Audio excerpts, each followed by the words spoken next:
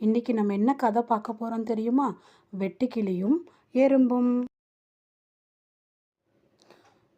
ஒரு பரந்த புல்வெளியில ஒரு பச்சை வெட்டுக்கிளி இருந்துச்சு. அது அதுக்கு தேவையானது அன்னன்னைக்கு தேவையானதை மட்டும் எடுத்துக்கிட்டு ரொம்ப மகிழ்ச்சியா எப்போ பார்த்தாலும் சந்தோஷமா இருந்துச்சு. பாட்டு பாடிட்டு டான்ஸ் ஆடிட்டு அப்படியே ரொம்ப ஜாலியாக இருந்துச்சு. அப்படி ஒரு நாள் அவங்க அப்படி ஜாலியாக இருக்கும்போது அங்கே ஒரு சில எறும்புகள் உணவுப் பொருட்களை சேகரிச்சுட்டு இருந்தாங்க. ரொம்ப சுறுசுறுப்பாக வேலை பார்த்துட்டு இருந்தாங்க அவங்க. இப்படி வேலை பார்த்துட்டு இருந்த எறும்பை வெட்டுக்கிளி பார்த்துக்கிட்டே உட்காந்துட்டு இருந்துச்சு. அவங்களும் என்னென்னமோ பண்ணி பார்த்துச்சு. ஆனால் அவங்க யாருமே திரும்புகிற மாதிரியே தெரில. அவங்க பாட்டில் அவங்க வேலையை சுறுசுறுப்பாக பார்த்துட்டு இருந்தாங்க.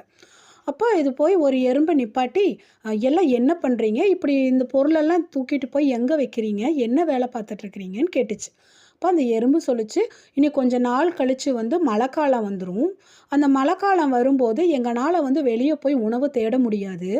அதனால் அப்போ தேவைக்கு நாங்கள் இப்போவே நாங்கள் சேகரிச்சிட்ருக்குறோம் அப்படின்னு சொல்லுச்சு. உடனே அந்த வெட்டுக்கிளிக்கு பயங்கரமாக சிரிப்பு வந்துச்சு. பயங்கரமாக சிரிச்சிச்சு.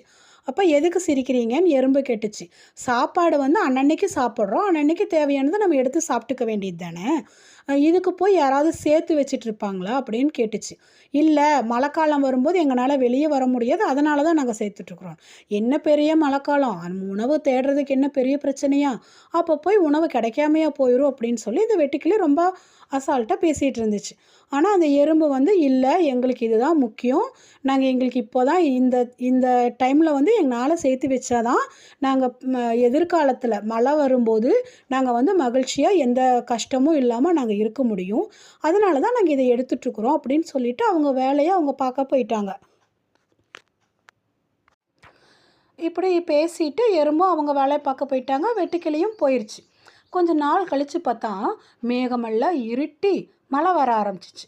பயங்கரமாக மழை வந்துச்சு.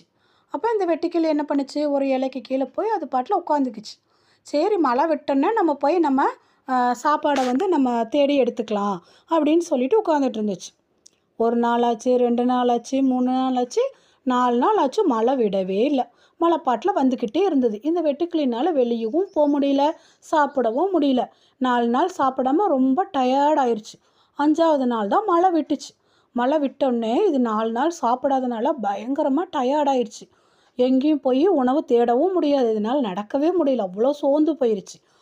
ரொம்ப கவலையாக இப்படி சோர்ந்து போய் உட்காந்துட்டு இருந்தது. ஏன்னா இதனால் நடக்கவே முடியல. நடந்தால் தானே நம்ம போய் உணவு தேட முடியும். எங்கேயுமே போக முடியல. அப்படியே சோர்ந்து போய் உட்காந்துட்டு இருந்துச்சு. அப்போ பார்த்தா இந்த எறும்புகள் எல்லாம்